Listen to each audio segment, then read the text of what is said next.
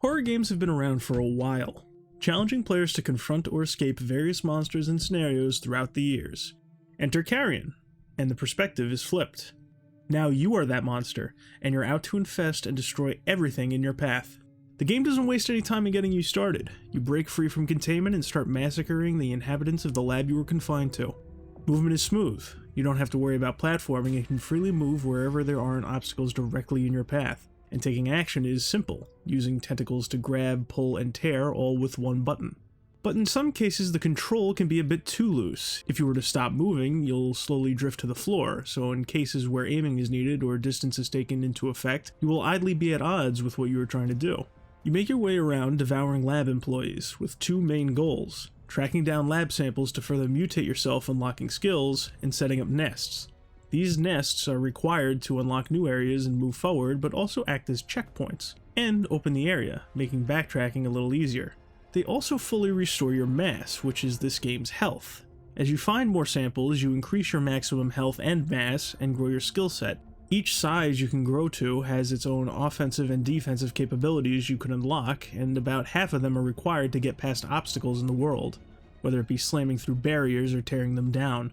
While locking these abilities behind being a certain size is a bit annoying, you'll often find water where you can deposit biomass, and returning to nests will restore lost biomass. This makes it manageable and means if changing is a requirement for progression, you are never too far away from the means to change.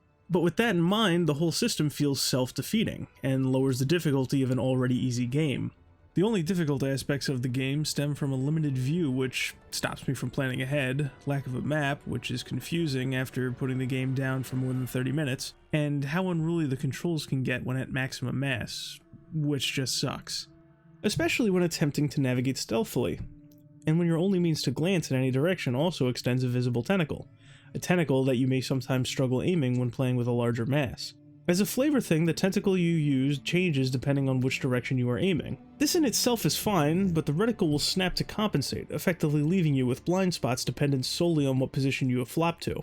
It also doesn't help that when you have a large biomass, you can occasionally lead with one part of your mass while your aiming tentacle is left behind, and attempting to correct this will confuse the game as it loses track of your center of mass, and you are sprawling out in multiple directions attempting to reorient yourself. These nuisances only hold you back if you play the game in a moderate fashion. If you aren't jumping from hiding spot to hiding spot or steamrolling through rooms, you are playing the game wrong. Playing methodically, which is what I tried at first, was entertaining but limited. When you start an encounter, the scientists and guards go on alert and never leave it, and there are very few ways to manipulate them, so true stealth isn't really an option. If you play more haphazardly, you'll take a few licks, but ultimately there are no encounters I recall where flying into these rooms recklessly wasn't an option. Even these high-powered mechs that could tear me apart were no match, and couldn't keep up with my sporadic movements. I do like how frantic some of the encounters with more well-armed enemies are, but the game is way too easy. Any enemy encounter that has any difficulty involved normally has a save point right around the corner, so there's no risk in slamming yourself into whatever situation is in your path. But maybe that's what they wanted, because there are some instances where Carrion actually follows through, but it relies on you essentially rushing through the game, instead of stalking your prey and looking for the most efficient way to infest areas without being stopped. You just barrel through them, like I described, and when that works, and if you can adapt on the fly to enemy placement and environmental puzzles, the act of tearing through all that in one go is somewhat satisfying, if fleeting. Now, despite what the world layout would have you believe, Carrion is a mostly linear title, there only being a handful of optional and unnecessary hidden upgrades. So given that there isn't all that much to find in the game, and it is pretty short to begin with, maybe that's the point. To charge through each level, smashing anything in your path. But that would be at odds with how the levels in each room in them are designed, with multiple paths and places to hide and sneak through. There were more than a few times after a brief encounter I'd find multiple empty side paths that if I had found first I probably wouldn't have taken anyway, as they didn't offer any benefit and the game doesn't require or reward strategy. These issues aren't purely the fault of the layout itself, however, as design plays a big part too. There are a handful of unique areas in Carrion, and for what it's worth, the styles they use to give each their own identity is distinct and looks good. But these are backdrops that only help levels remain distinct from each other. The rooms within blend together, and it is easy to head in the wrong direction. More so when the people you are mowing through are bland, pixelated messes and you are flying through them at a high speed for most of the game.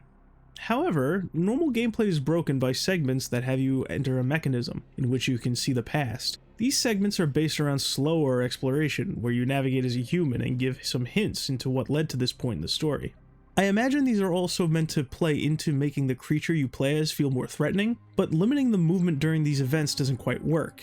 Instead of using parts of the world I could tear apart as a monster to block my path, they more often use waist-high platforms I refuse to believe that I can't climb. In both these segments and the regular game, there are puzzles sprinkled about. In keeping with the rest of the game, these are simple and forgettable and mostly rely on you not forgetting what you have at your disposal, and less about using them in any clever way. When you've completed most of the puzzles the game has to offer, you start to feel that something is missing, some kind of extra step that is meant to tie into what the game set out to do.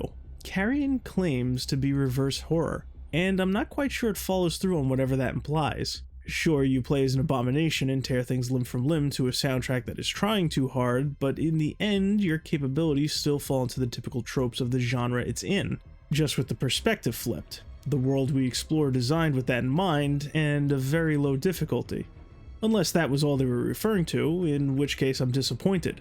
When you look at all the mechanics, the levels, and obstacles, you can almost see something. The pieces are there, but they aren't put together, and the problem is, even if they were, the scale of the game would likely hold it back. Carrion is a short game with breakneck pacing, which is the only way that the game as is can hope to come close to the premise it claims. The result is a package that feels unfinished and at odds with itself. What remains will provide a gratifying experience for some, but the overall experience will fail to captivate everyone, including those drawn to its lofty goals.